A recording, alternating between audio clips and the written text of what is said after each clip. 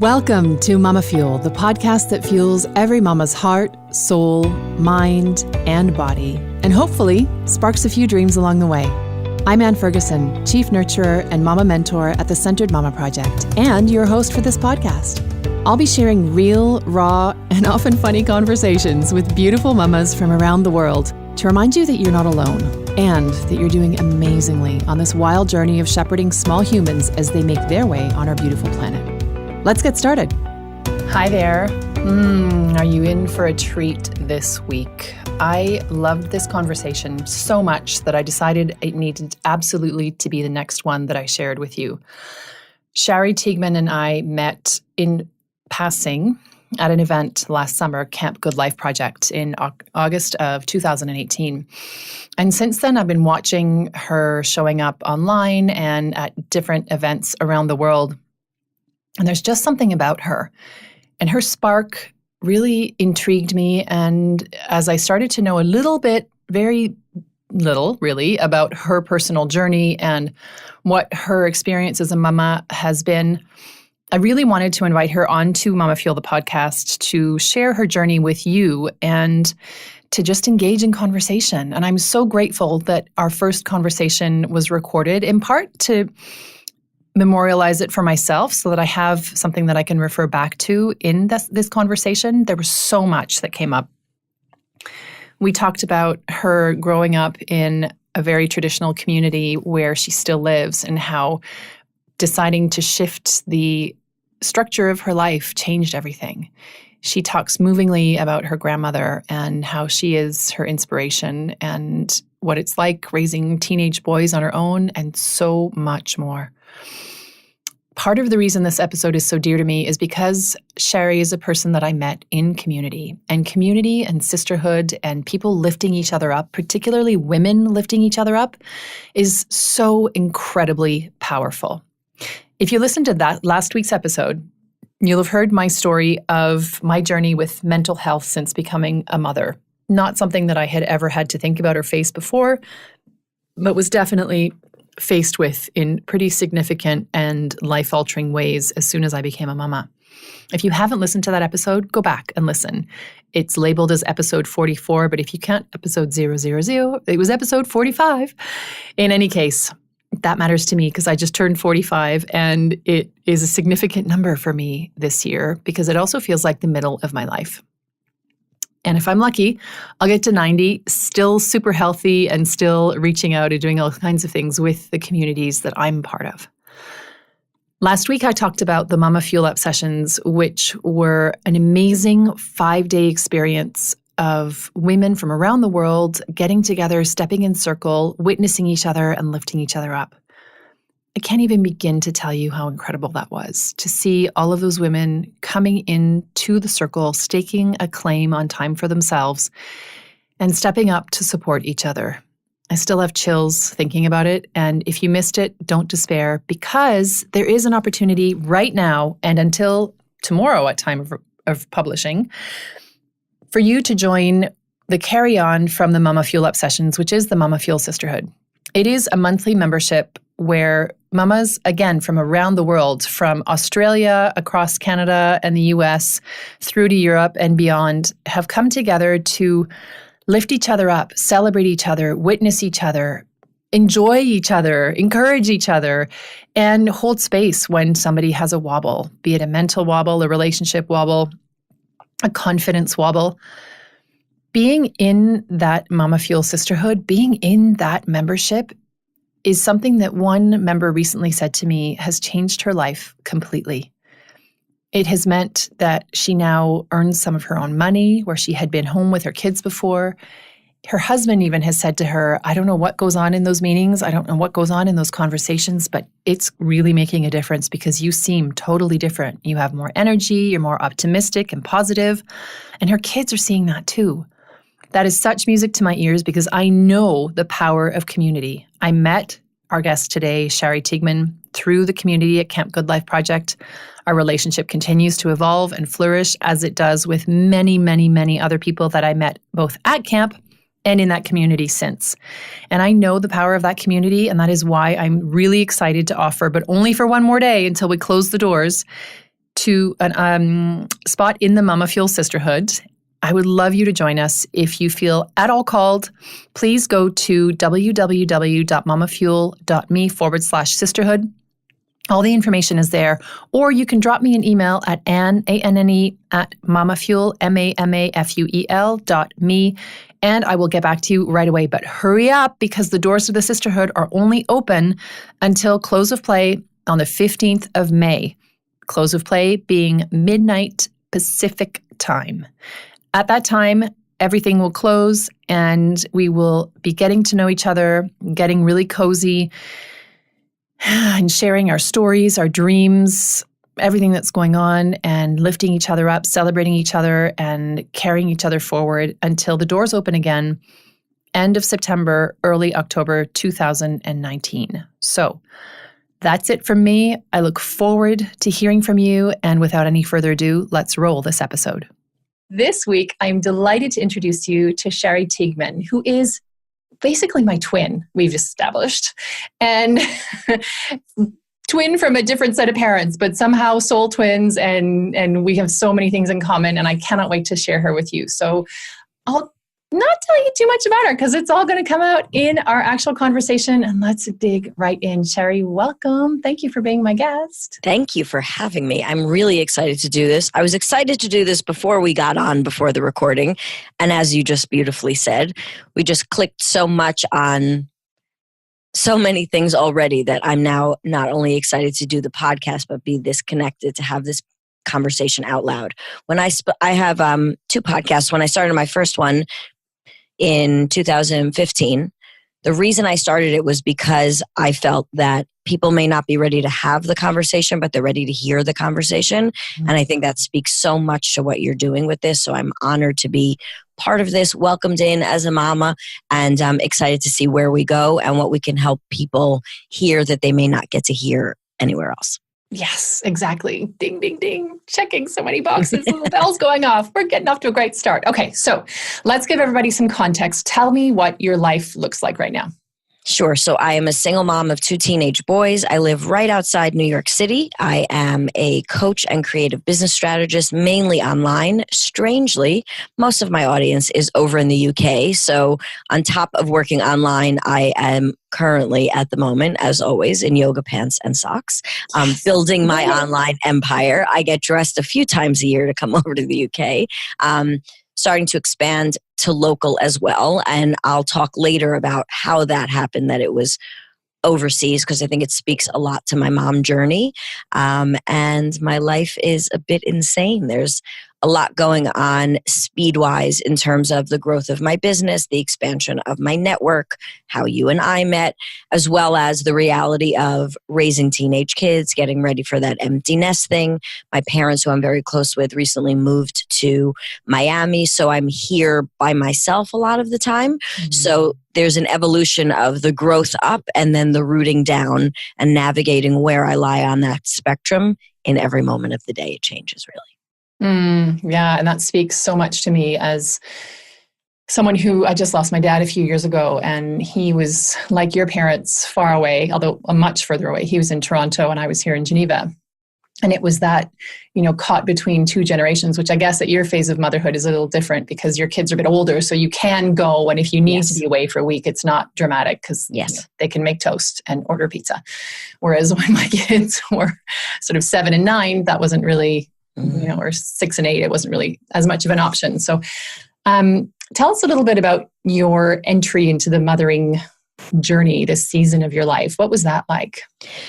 So I was one of those, in the olden Shari days, I was one of those Stepford wives. I grew up in a modern Orthodox community right outside New York City, still live in the same town that I grew up in. And I was groomed for this. I had always been very maternal. In addition to my culture being very family oriented, I couldn't wait to be a mom probably since I was about 5. I'm one of those baby whisperers since I'm little. To this day, I can teach them how to sleep. They calm down in my arms. So this was like a dream come true for me to become a mother. My first child was born. I got married very young, got married at 23. Had my older son at 26 and my second one at 28. So I was like, game on, let's do this. And First one was like that model sleeper, slept through the night, looked exactly like me. I'm like, we've got this. We had the matching t-shirts and the little stroller. And, I'm like, I don't know what a big deal everyone makes this to be. Like, what's the big whoop? Like, you just do it and you buy the books and you follow it. And then number 2 came along and the universe is like, really, young lady, why don't you sit back down on that sofa and I'm going to have a conversation with you. So that son, I adore them both. That son, I like to say, was the blessing in he brought me home to myself because he tested every last element of me. He never slept. He was reacting to my breast milk. He was colicky, cranky. When he was 3, I said to the pediatrician, are you still going to call it colic or can we just call it a stubborn personality? So he's this feisty, fiery, lots like his mother. And I had to face lots of parts of myself in raising him in those early years while juggling a 2.5-year-old and a marriage that was broken to say, who am I going to be in this? And ironically, when he was under a year, I started to take some energy healing courses because someone sent me to someone because he was so reactive to my breast milk. I didn't know what to do. And I went to someone who I thought was a nutritionist and ended up she was a healer. So she did an energy modality and it would calm him right away. So of course, in typical Shari overachieving mode, I'm like, I'm going to learn this right now with 2 little children. And I was obviously got 3.5 seconds in the middle of the night. I was up all night anyway. Might as well study my books. That's right. When you're peeing. With both kids on my lap, as you do, because nursing that's the only way to get exactly. So it was really interesting because now looking back, that was the turning point for me. That was when I realized how bad my marriage was. I realized how far away from myself I had gotten in this Stepford wife, perfect Sabbath meals, which was a beautiful life. And lots of my friends are in it and they absolutely love it. I grew up in it. My parents are still in it. It didn't fit for me. So that was when my coming home to myself started. And I always say my little one, who's now not little anymore, he didn't know, but I think he was sent to me for that reason. He was born to me for that. He held me by my face mask and made me look at everything that I was running on a fast track to away from myself. So it was a fascinating time because it gave me everything I wanted motherhood to give me in a completely opposite direction than I ever anticipated. I was like, well, wow. I still to this day, they're 17 and 19. I have lots of words for everything. I still don't have words for the journey, especially given the tumultuous life the 3 of us then went on through a divorce and navigating single motherhood and living in the town I was grew up in, married in, divorced in, just like a ghost of myself throughout it. And then building my business through that and finding my way in terms of healing myself and then realizing, oh, wait a second, this is what I'm meant to do. I just got spun around a bunch of times and then landed. I said, oh, okay. And then doing that for the past 5-6 years while navigating my kids watching me transform into a completely different person than they knew. So been a ride. Yeah. To say the least. In summary, it's been a ride. Exactly. So to answer your question, it's been interesting. I'm never bored. Well, one of the things that we were talking about before we came into the recording, started recording, was how my perception of you, and just backtracking, we met sort of ships in the night at Camp GLP, Camp Good Life Project, which sadly no longer exists. And I went to finally, after years of wanting to go, in the last year, not knowing it was the last year. So 2018 was the last year of camp. And that was a gathering that for any podcast listeners who have heard any of the other episodes, you'll probably remember me mentioning camp because it was a pivotal moment in my life. And I went to this camp and arrived with 436 other people, 435 other people. And there was such an outpouring of love and such a witness and such a level of, you would look at people like you couldn't look at people and not have them see you. And I mean that in like all caps. It wasn't like, oh, hi, how you doing? Yeah. No, like you would line up for, whatever, salad at the salad bar. And by the time you'd gotten to pick up your fork, the person knew what the inside of your heart looked like. I mean, it was incredible and overwhelming.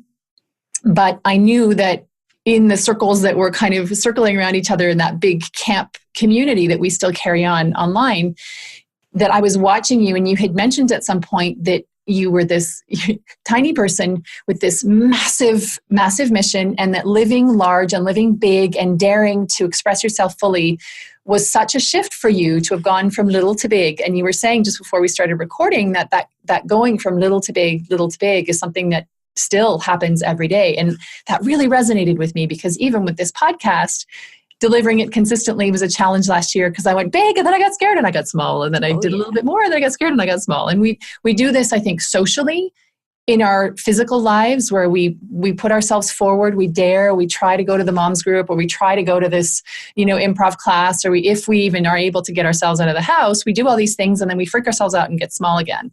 And it's sort of one step forward, two steps back. So can you talk a little bit about maybe less, not so much from a business perspective, although I know that it's entwined, but more from a perspective of you as a whole being?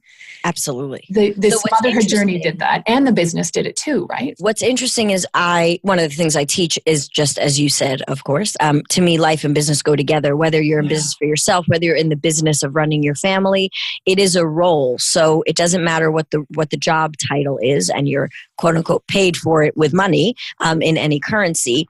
We have different roles and hats that we wear in our lives. So you're different in your relationships than you are in your mother role. You're different in old friendships than you are in new friendships. You're different in your mom friendships than you are in like your uni friendships. So we don't remember that a lot of the time. And our lives become these expressions of that static view that people have of us, and or the view we have of ourselves. Like, okay, I'm good. I'm 25 to 35. I've got the right labels on. Everything fits. The zippers all work. Let's go. And then, as you know, you move around the world. You get married. You get divorced. You decide you don't want to be married and you want to be a single mom. I mean, in today's society, we don't have the 3 options we used to have anymore. So where we then fit in the midst of how those labels change, to me, is where that definition of the big small goes. So ironically, I find that a lot of people find it very easy to go big in their business because it's a more defined place. Well, this is my role and this is what I deliver. Here are my work hours. Here are my responsibilities. But in that whole navigating motherhood, relationships, friendships, we don't know where we're supposed to go. And so we end up those lost girls online, or everyone's wearing this, so I should probably wear this. Even when we're not the blend-in kind of people. Like you and I are both, you couldn't get 2 bigger extroverts walking into a bar if you tried. We'd have everyone singing Kumbaya and on a conga line within 3 minutes. Totally. Even if we didn't want to. So as an extrovert, I found throughout my life, and then later when I was raising my kids when they were younger, now that they're older, I have the same qualities as I am a business owner. Sometimes my extrovertedness and that bigness was something, that I didn't realize I was hiding behind, because that was my safe place. I'm not good quiet. I'm not good taking a turn. I'm not good not knowing what's happening in a crowd. So subconsciously, I just ran the crowd. And most people were fine with it. And it wasn't from a domineering place. It's just when I'm on, I'm all on. When I'm off, flatline hermit.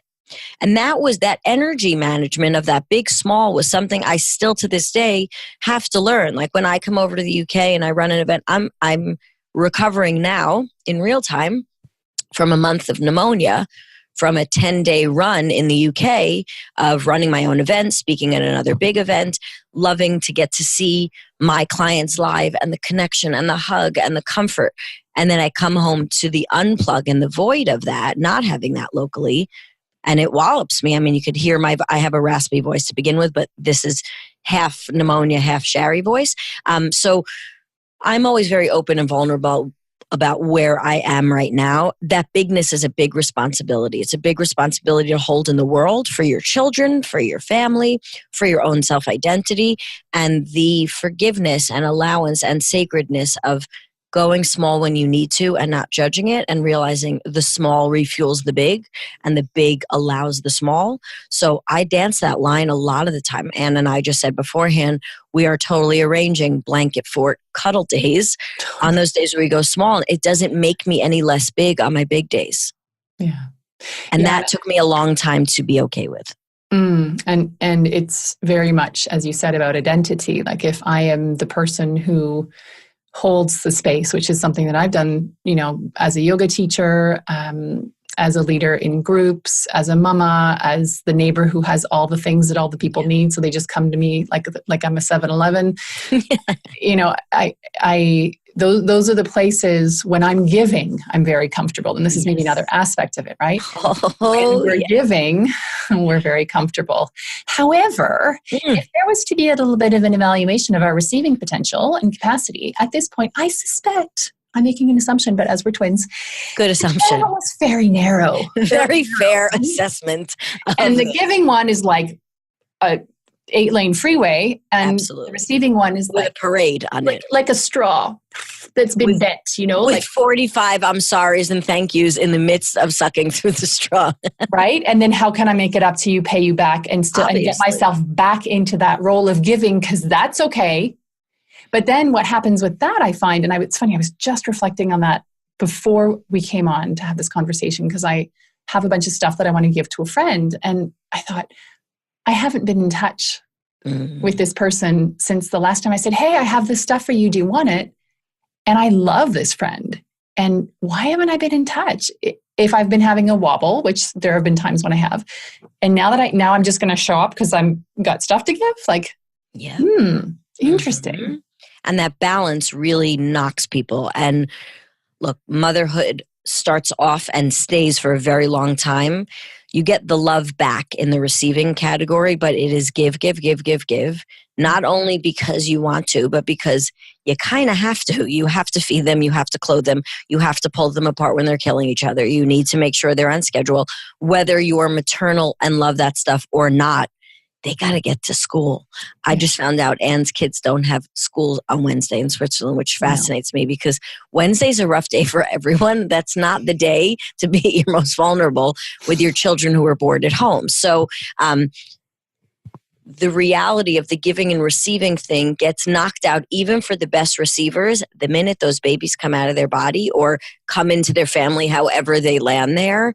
Is we are taught by society that you have to be a giver. So figure it out, ladies, whatever it looks like, whether you like it or hate it. You're locked in here for at least 18 years, giving and giving and giving, getting back in the sense of love and fulfillment, except when they're bratty, except when they don't like you, except when they're not in the mood to. And then they turn into teenagers, where for lots of people, you are the devil incarnate an hour after you were their favorite person. So navigating that giving, receiving is really hard for parents, because if there were a rule book, we could burn it. Every day it changes, and we're supposed to know how to do that. We're supposed to know how to turn it on and then give and receive with a spouse, and then give and receive at work. And then there are the friendships. And then, like you said, you and I have the overgiving tendencies. So we're like, I got this, I'm good. But then when we're completely depleted and there's nothing left to give, and people want more because we've taught them that. Yes. We don't have the right to get mad at them for wanting more. We've taught them we're an open faucet, and then that resentment builds, and then we figure, okay, I'm angry at them and they have no idea, and it's not their fault.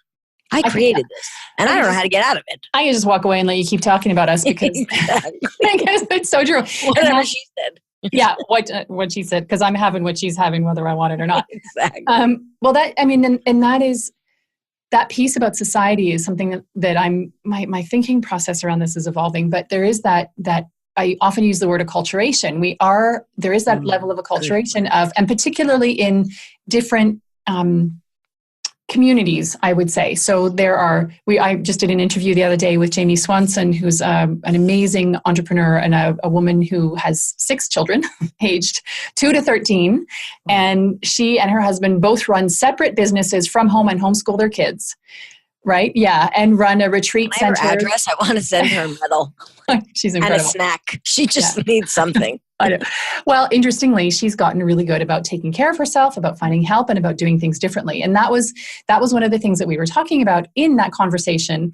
And if I publish you second, you can go back and listen to Jamie Swanson. And if I publish Jamie first, I'll mention you in the show notes. But we were talking about how there is such an expectation. There are the expectations that we put on ourselves, which are inevitably immense and on some level unachievable all at the same time. Completely. There are the expectations, all of the shoulds that get dumped on us. Like someone comes along with an immense construction vehicle full of shoulds and just dumps it on us. But instead of being like a normal construction vehicle, it's like a Disney construction vehicle and it's bottomless and it just keeps dumping shoulds on you. And every time you start getting up, it just dumps you back down again because everybody's got an opinion from the second your belly starts. And every should contradicts another should. So there's not even, okay, I filled my bag and now I can go. No. They change every second. The goalposts keep moving. So this is yes. At the time of recording, last week was Maternal Mental Health Week. And I published a podcast episode on the Monday, 6th of May, which was a little bit uncomfortable because it was talking about my journey through the vagaries of mental health as a mother. And I was always like super solid, super strong, mental health issues happen to other people and I feel for them, but I got stuff to do and moving on. And so sharing that was very vulnerable, but that part of the should and the part of the expectations and the goalposts, I think is a big contributor to maternal mental health problems because we move our own goalposts constantly. So we're never satisfied because we always have more things to do. We're always failing and sucking at something. And courtesy of all the people who the second they start to see that you have a little bit of a belly bump, they all have an opinion about what you should be eating, how much you should be walking, the shoes you should be wearing, the clothes you should be wearing, how late you should be up, what you should you be flying, and they tell you all these things. So even if you are like a fortress of self-knowing and confidence, you will still take some of that in. Never mind the family, never mind, gosh, you live in the place where you grew up. I mean, holy smokes, you have all of the weight of the exactly right. I walk in the streets like a ghost. I'm like, and that happened on that corner, that happened on that corner. And it's really interesting because in a way, I'll say this with love, I feel blessed through gritted teeth about that because I can't attribute my growth to I moved somewhere else or this person saved me or palm trees make me feel safe. I've had to do the work in the same place I got hurt. I had to do the work in the same place I made mistakes. Yeah. I had to allow myself to grow and then go to the same supermarket where I felt broken. So, I mean, I don't do things halfway. So if I'm going to do it, I go all in. I'm attempting not to curse and be a grown up, but I'll be very careful here to be nice. So it's held me by my face mask in that because I can't pretend anything else saved me and I don't have to ever not go back somewhere because I live in where it all happened, where the fear of becoming someone new became, where I built my business, where I changed what my family structure looked like, where I had to tell my parents who loved the perfect bubble that I was going to pop it and just hold that thought. I love you. Thank you for everything, but I got to go. I can't do this anymore. So I now see it as a gift now that I'm stronger. Can't tell you it feels like a gift every day for all of the reasons that you just said. But when we have all those shoulds dumped on us, what we automatically do, our brains have no choice but to filter through the data because we're human beings and that's how our brains are wired. So we look and say, we pick up every should and say, halfway, I kind of get that. Or we look for examples, AKA inspiration, AKA more reasons to torture ourselves, of them comparing ourselves of, okay, I'm more like her than I am like her. So now I'm going to do everything she does, even though I don't really know what her life looks like. I have no idea what behind the scenes look like. I don't even know if she likes her husband. I don't even know if she likes being a mom, but her jeans always look really good on carpool line. So she's now my goal girl crush, mom crush. And then we make an imaginary story about that with a whole new another layer of shoulds that she would probably look at you and say, who are you looking at? I'm not her. I'm looking at her 3 blocks down, someone else in a different pair of shoes. So there's, as we know, not only no destination, we all just make ourselves dizzy with all of this. Yeah, for sure. What would you, if you could go back to you in the bubble, what would you say to that younger version of you in the Stepford Wives, beautiful bubble, beautiful dinners every week? And like, what would you say to her? I think what I would need to do, ironically, because words were so big for her then, was say very little and slow her down to sit down with me and hold space and hold her hands and make her look in my eyes and let her see who she was in silence, because there were so many words and so many rules and so many next things and running the school and building this.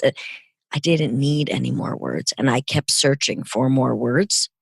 What I would love to give her is just my presence, just a knowing of, I've got you. It's okay.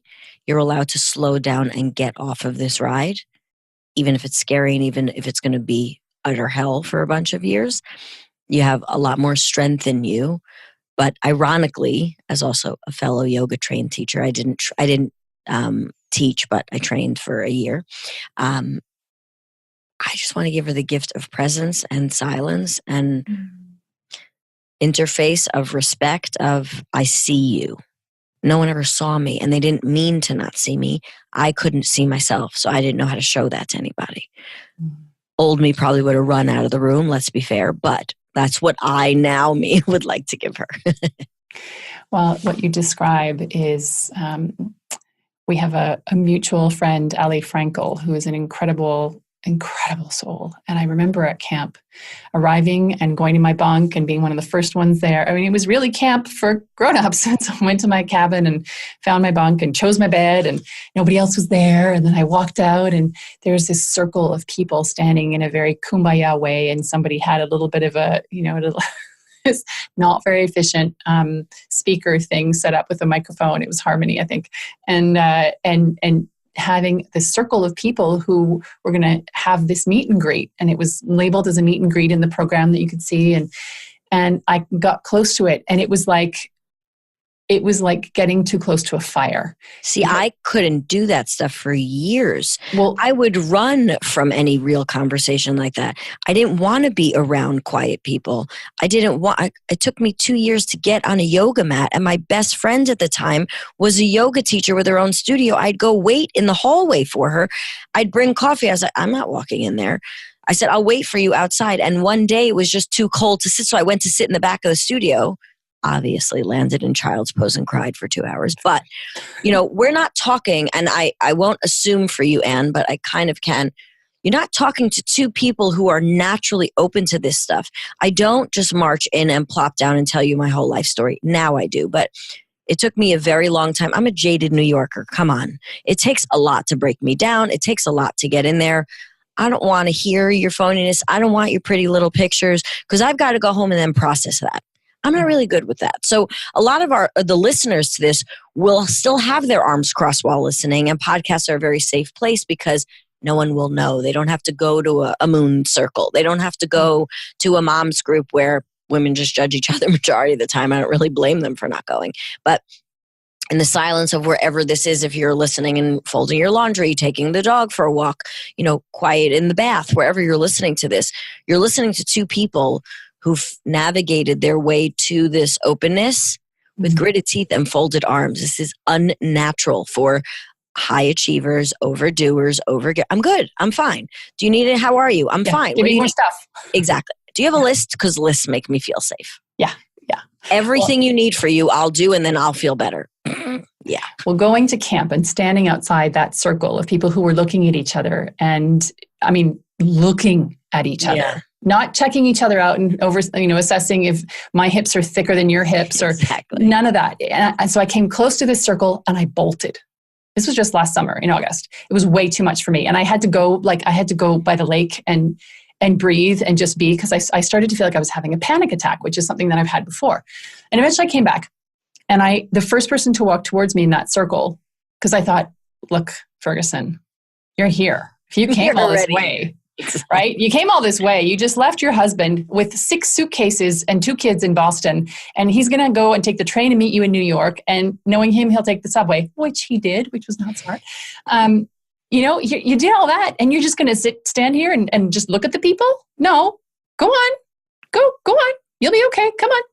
And so I went in, and Ali took my hands, and hand to heart, she looked in my eyes, smiled, and I almost collapsed to my knees because she has this way of looking inside of you. And I did yoga teacher training in 2011. And I sat in circle with 13 women for the first time in my life, feeling safe in a circle of women. First time in my life. I was 37 years old. And that experience, that I still remember the closing day of the yoga teacher training. My teacher was Joan Hyman. She's an incredible woman from Philly, same, like kind of gritty, tough, woman. She lives in LA now, and she's lovely and soft, but she has that like city, tough city girl edge. And we sat in the circle with Joan, and we had a speaking crystal. So, when you had the wand, you got to speak, and it came to me, and I took my space as the leader of the group in that moment, which I had never done. And I spoke to each of the people in the room, and I said through sobs, and I'm not much of a crier, through sobs, I said, this is the first time I felt safe with a group of women. And I thought I was the oddball. I thought nobody else felt the same way. That was in 2011. We're now 7 years later. And through all that time of working with moms, teaching prenatal yoga, postnatal yoga, what I've realized is that so many women are like that.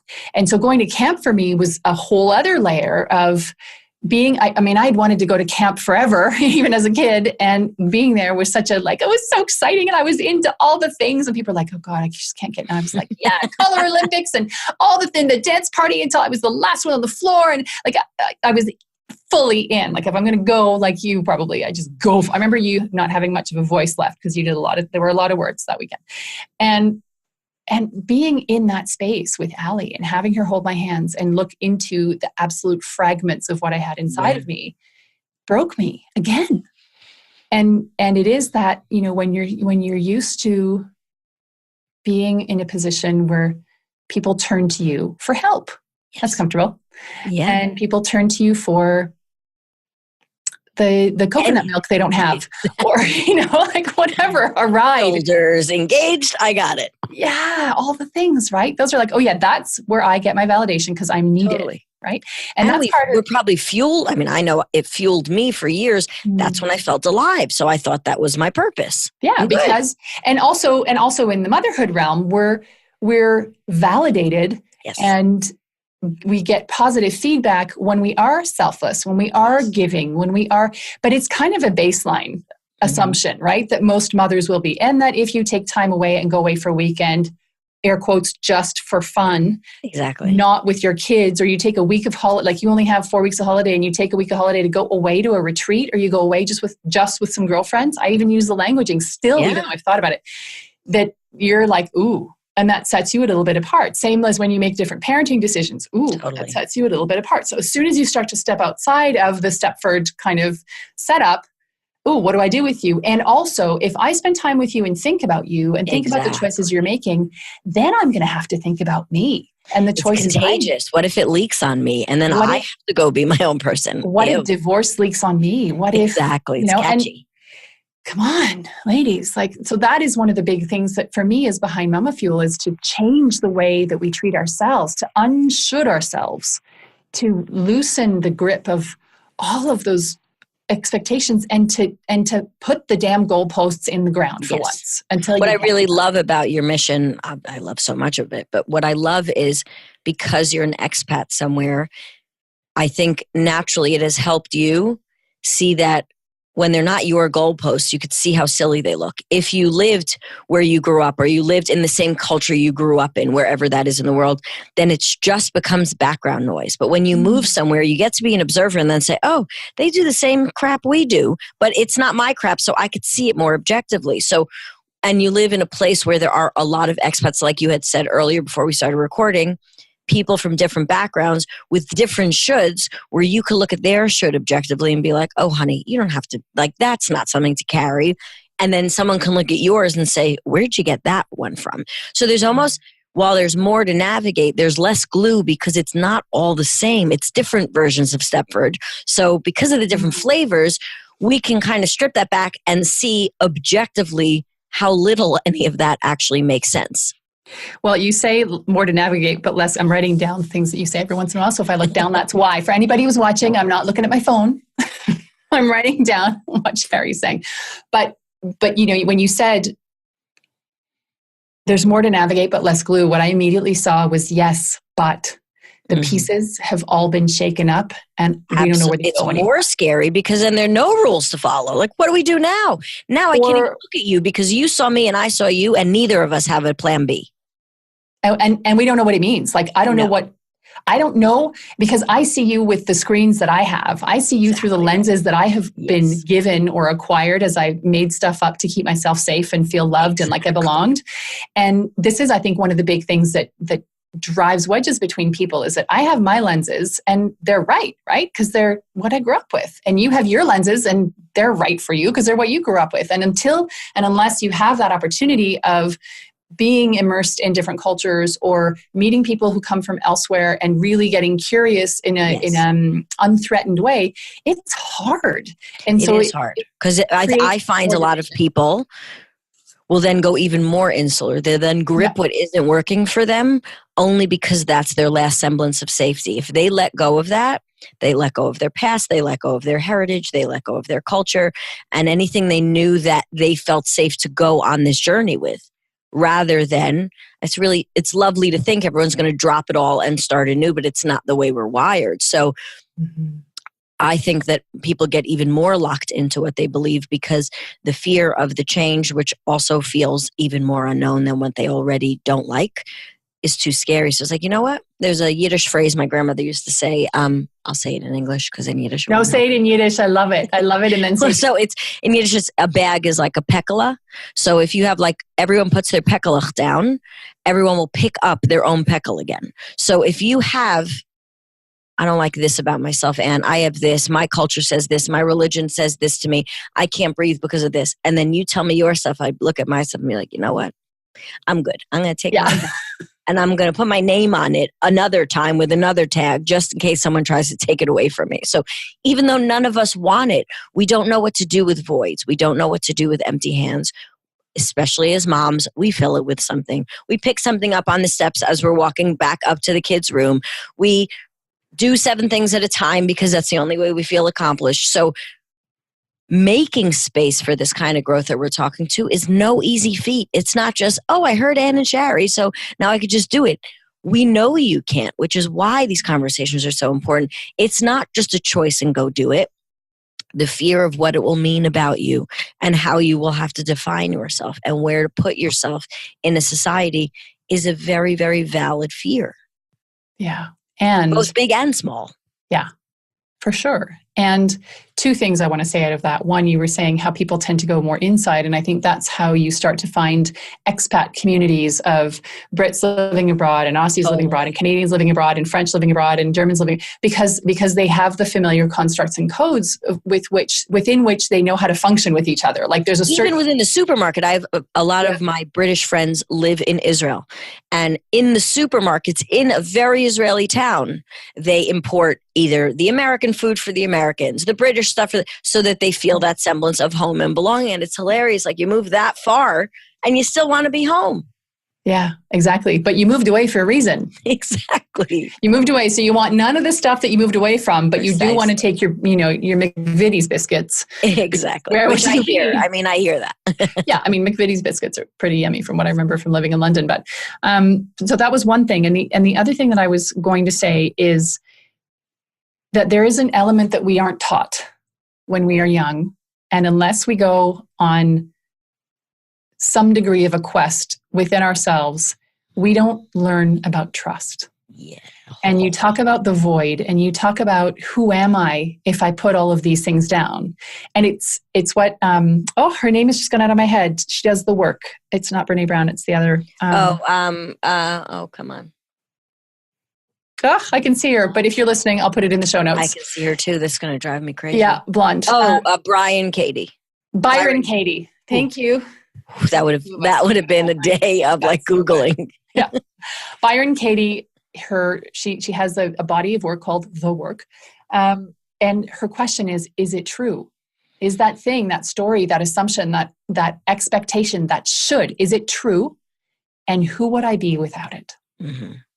And if you do nothing else as a result of listening to this podcast, what if you could start to ask, well, is that true? Like if something jangles on your inside, trust the jangle on the inside and ask well, is that true? And the answer may be, well, for my parents it was, or well, people expect me to, or so how I've always done it. And however your inner voice sounds, mine is a class A gaggle of witches. I mean, it's not even a voice. It's like the committee for judgment, criticism, and, problem finding. It's a very effective. Yeah, it's a very effective evidence search committee for everything that could possibly go wrong and that's wrong with me. And I've tried to depose them in favor of a committee for encouragement, uplifting, and positivity and optimism. They're still hanging around. But not a pretty battle. No, but trying to bring in the new board and, the old guard is still kind of kicking around. But if you can start to question and then trust, and that's the place that I'm living right now, is in a place of when you are an overachiever, when you are a mega doer, when you are the super mama, when you do get all the rewards for getting the best grades in school and concentrating the most and reading the most books and doing all the things and achieving, stopping and trusting and starting to believe that you are enough simply by existing. I mean, what kind of woo-woo BS is that, right? Like, you're just enough just because you exist. Well, you know what? You are. Yeah. Just because you were born and you're here breathing, you are here for something more than just being the main food source for your kids. Like, you have a light. You're here. Your spirit came into this world for a reason. And I bet it wasn't to check all the boxes of all the shoulds that got dumped on you by that truck that's still following you around. You don't get buried with your to-do list, although that would be epic, I have to say. Be very proud of myself if all those notebooks came into my grave with me. Yes. Well, the other element, and I love the feeling of the notion of trust, and I find a lot of my clients struggle with that word because it's big and it means putting down a lot of stuff around it in order to hold that one, and they don't really have the empty space in their minds. So something that I start people on before they get to trust, because we're really good at judgment. I don't like to admit it, and I don't mean to do it, but I do it as some of it's just plain old vanilla judgment. Other of it is when we're navigating, it's almost like when the Wi-Fi is searching, you can see it searching. And that to me is where a lot of the scare judgment comes from. It isn't even about the other people. It's just about finding safety. So you have that filtration of like, the radar going, like, where can I go? Watch what you judge. Watch what that judgment voice about other people says, because it will be a very clear mirror about where you need to trust. Well, she's never with her kids. She's always away on holiday with her friends. Watch the judgment. Her and her husband are always out, that they have date night. That even if their kid is sick, they hire a babysitter. And I mean, come on, who does that? Or her parents are always flying over and taking care of the kids. Like, she's hardly even with the kids. The kids do their own homework. No one even does their projects for them. So it is a great first place to start, because you'll get a lot of information. Take it in as data. Don't judge yourself for what you judge, but that is the voice that you're combating when you try to turn on that voice of encouragement, that soft, we're all in this together. No, we're not. We're not in this together yet. I'm judging you. You're judging me. So let me find out first what that judgment voice is going on about, and then say, wow, now I know why I have no space in my hands or my head. Do I really believe that about them? If I believe that about them, what does it mean about me? Well, I'm always home with my kids. I should get an award for being miserable all the time and never leaving. Wait a second. Is there some place between me and them that could be a happy medium for myself? There were years, because I grew up in like your typical American affluent little suburb. They all get manicures and their hair blown every week. And I don't judge it. Like, God bless them. They're happy. They spend their time at the mall. I think everyone can win. I don't think there's a race. For years after coming out of that, I couldn't go get my hair cut without guilt. I couldn't go treat myself for a massage when my back was hurting me, or simply go for a $10 manicure. Because in my mind, I was then jumping to becoming them. I wasn't them and they weren't me. They liked it, I didn't. So I had to start to it was uncomfortable to train myself to find the happy mediums between how far out I judge and how lost I feel. Where is my place for myself when no one's watching? I don't care who's watching. They're going to judge me based on non-truths anyway. I watched a video this morning, Lisa Nichols, who's a big motivational speaker. She's wonderful. Been through a real rags to riches story. She's fabulous. And she said when she started to work on herself, when she hit rock bottom, oh, it's so beautiful. And I'm going to mess up the quote. She said something like, I'm okay with myself every day. Your approval is an extra.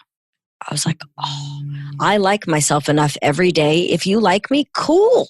That's great. We could like me together. But if you don't, that doesn't impact how I feel about myself.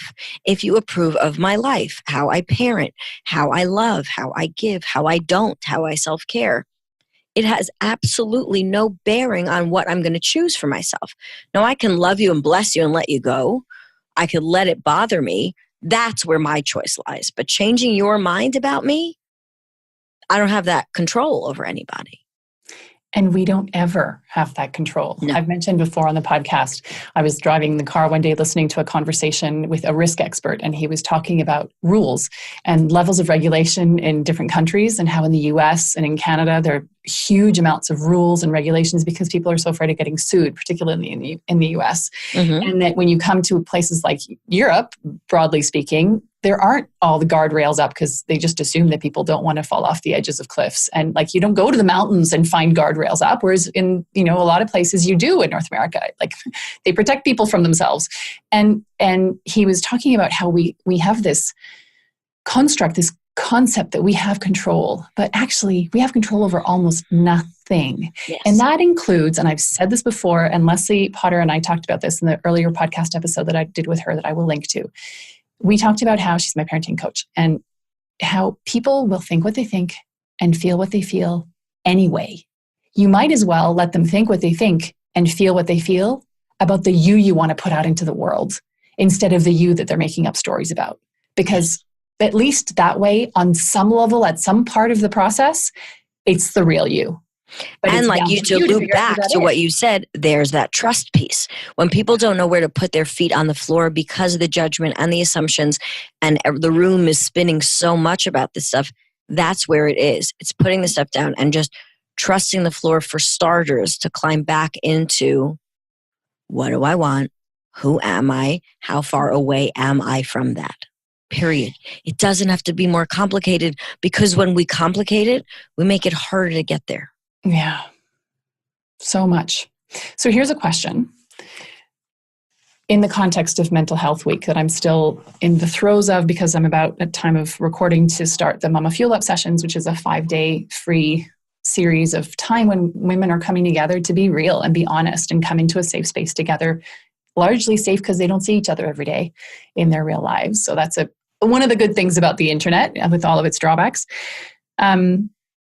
But what did you do to just keep your head on in this process of going from bubble, beautiful, perfect life on the outside to everything going to hell in a handbasket, and then rebuilding life on your terms with your boys, still in the community that was still living bubble life? Probably not in every household, let's be honest. They're not all living just on the outside. They might look like bubble life, but I bet it's not bubble life in almost any of those houses. Yes. And if it is, then power to them. Great. I mean, you win the lottery if that's what you want. But how did you keep your mental health? Like, did you have wobble moments? Did you have moments where you thought, I'm actually like, they should take my kids away, I'm losing my mind? Kind of. I would love more than anything to answer that it was graceful and it was gentle and it was kind and it was loving, and it was the complete opposite of all of that. It was ugly. It was crazy. It was a roller coaster. I was a roller coaster. There were days I laid on the floor. There were days I laid on my bed. There were days I danced on tables drunk. There was every range. I was like that kid with sensory issues who ran around to touch the edges of anything just to know where I was, because I had no idea. I call my kids my lighthouses. I tried as best as I could not to put anything on them. I was always showed up for them. Then navigating the single parenthood and not having them every other weekend and them going to their dad nearly broke me, because I didn't know what to do at dinner time if they weren't here. There were days I made dinner anyway in like this strange psychotic on my track thing. I didn't know who I was. I had no idea who I was before kids, during kids. So when they weren't there, I just like, what do I do now? So I overdated, I overfriended, I overate, I overdrank, I over everything. And then I stopped doing everything and I just laid in a black hole. And I know that this sounds so trite and like out of a movie, but it's actually what happened. There was one day I'm very little. I'm only 4'11", loud but little. And I had very little. And I had at the time a platform bed. So it was like down to the ground. Like we're talking, I'm not far from the ground and my bed wasn't too far either. And I literally couldn't even make it to the bed. And I was laying on the floor and I looked up and I said, God, universe, whoever the hell is up there, if you help me get up from this place, I vow on my children and my children are my world to never let anyone feel this alone and misunderstood ever again. And I promise you, Anne, that was the day that the shift started.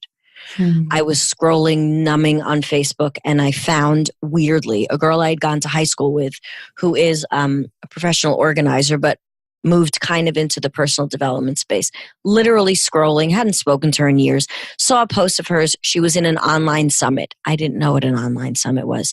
I didn't know what personal development was. I couldn't handle the silence of my own mind. So I always had the television on, radio on, music on, so that I never had to go in. So I was like, oh, great, perfect. Another thing to put in my ears, done, click. And I fell down the rabbit hole. But it was the day that I said help. And that was it. Yoga, coaching, training, all of this stuff. And I found myself, I found my people, I found my answers, I found more questions. It stayed very dark. It still goes dark sometimes. I firmly believe that I teach a maverick life in the most maverick of bold, daring ways, out loud, colorful living. You can only achieve that level of happiness, fulfillment, and success if you are willing to dare to go to the equal measure opposite, which is the lowest of fear, the basis of the honesty about where you've been and what you've allowed and what you've created in your life. So if you want just a little bit of happiness, just feel a little bit of sadness. If you want just a little bit of success, only feel a little bit of failure. I am someone who has to go to the edges. It's just how I'm wired.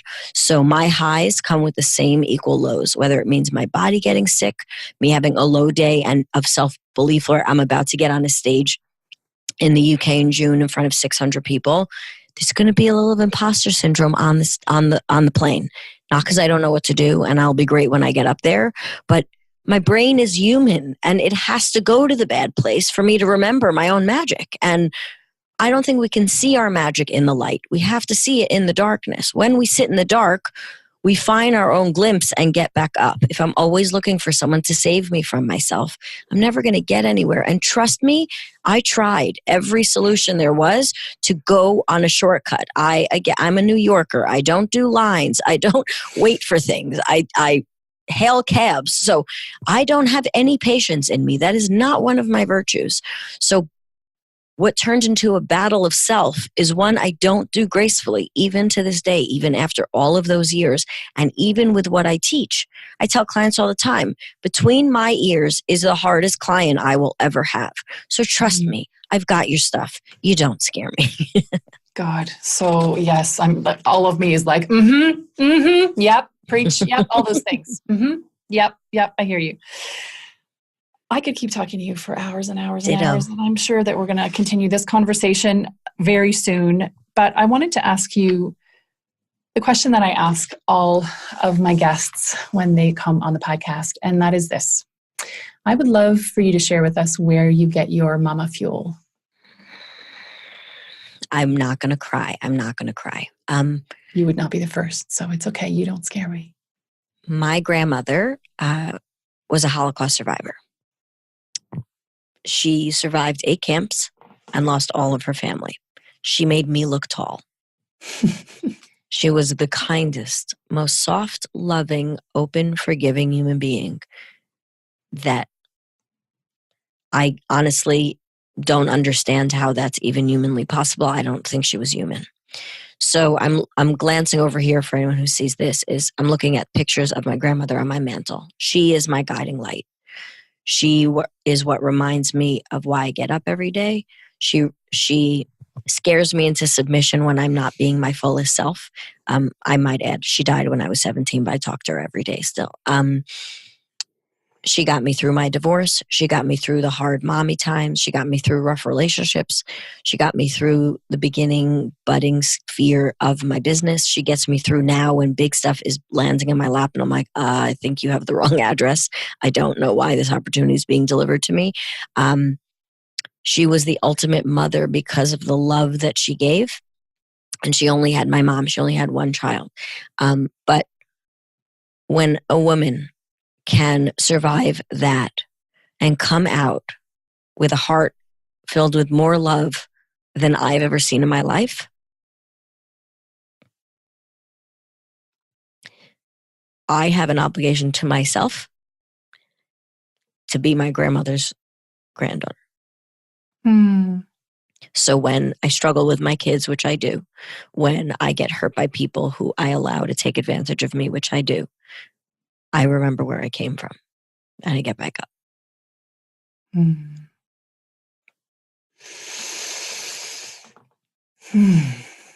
lots of days I don't want to get back up and I get back up anyway. Yeah. What a beautiful, beautiful being she sounds like she was, and what an incredible legacy she has left in you. Yes. Right? And you carry that light forward and share it with everyone who's listening and with everyone who crosses your path, either through work or through life in general. Thank you. And what a blessing. Thank you for that. Thank you for asking. I will share with everyone listening the different places that they can find you online. So I'll get those from you later. But I wanted to thank you from the depth of my heart. I was not expecting to find as much of a twin in you as I had clearly discovered. And I'm really excited to continue this conversation. And when you come to London in June, I'm going to go see you. Oh, I would love it. It'll be so good. We'll cuddle up in a corner somewhere. Sounds perfect. I'll bring blankets. Yeah, when you're having a wobble, we'll cuddle up in the blanket. I can bring a blanket from here complete with dog hair. So it feels perfect. Exactly. Home authentic. That's right. Shari, thank you so much. I wish you a beautiful day. Thank you so much for having me. It's been a pleasure. Bye for now. I was so moved at the end of that conversation with Shari. We both struggled to speak, and after we stopped recording, shared a tear as she recalled her grandmother, who must have been such an exquisite being. I'm so grateful to you, Shari, if you're listening, and to all of you who are listening as well for sharing this time and space with Shari and I. And again, if you are in any way looking and yearning for some kind of community, yearning for the kind of connection that I enjoy with Shari and so many of my other guests, the kind of connection that you wish you had had with a sister of your choice, then come and join us in the MamaFuel Sisterhood. That is exactly what goes on there. The mamas who are in that group have each other's back like nothing else. And whether they step in every day to comment in a Facebook group, or they show up for our bi-weekly calls, or they simply hop in monthly for the masterclasses, they show up for each other. And when they show up, they receive so much love and so much witness and so much support, whether they're having a wobble, whether they're celebrating something, or whether they just want to come in and say hi and hold some space and love on each other. It is the most loving place that I have probably ever been, and I am so, so grateful to be the custodian of that space and very excited to be inviting you in. Doors close for the MamaFuel Sisterhood. I can't even say it. I'm so excited. I don't like that they're closing, but doors are closing for the MamaFuel Sisterhood on the 15th of May at midnight Pacific time. After that, it's going to be all cozy and delicious, and the doors won't open again until end of September, early October 2019. So make sure, if you're interested, that you head to mamafuel.me/sisterhood and sign up, because you won't get a chance to do it again until this autumn. And you could have been supported and loved on for 6 months by the time the autumn rolls around. And we want you in there. Can't wait to hear from you, and I'll see you next week. Bye for now. That's it for this episode of MamaFuel, the podcast. Thanks for listening. There's a lot more conversation, sharing, and real mama talk happening in our private Facebook group. You can join that totally free by going to www.thecenteredmamaproject.com/Facebook. Or just go to Facebook and type facebook.com/mamafuel.me, or just search mamafuel.me and you'll find us there. Make sure you say hi when you get in there. If you like this episode, or if you know a mama who could use a little bit of MamaFuel, I would love for you to share this episode and to rate it and leave a review. That will help us get this episode into more mamas' ears, and for that, I will be eternally grateful. Every comment helps, and it is always such a delight to hear from you. Thanks, and bye for now.